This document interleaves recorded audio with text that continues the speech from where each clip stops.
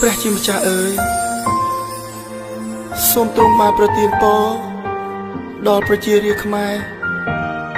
នៅពេលនេះអមមានសេចក្តីរឹងមាំឡើង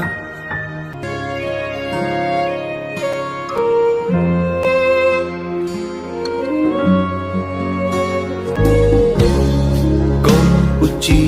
ត្រូវការព្រះគ្រី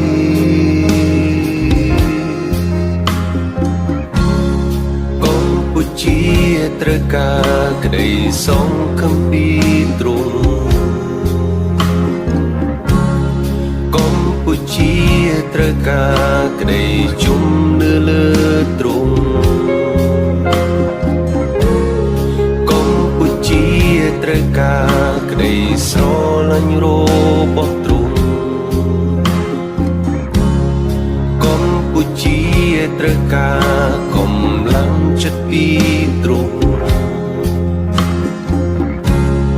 កម្ពុជា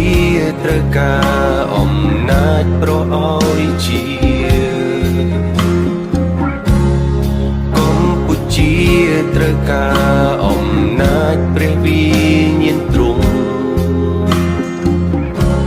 ក្នុងការលួចយើងឲ្យរួចពីពីមភ័យខ្លាចការស្រយុទ្ធចិត្តនឹងសោកសង្រេដែលធ្វើឲ្យពីពុកលោកពេញដោយទឹកភ្នែកតែគុណជឿថាទ្រង់នឹងញែកហើយបំបាន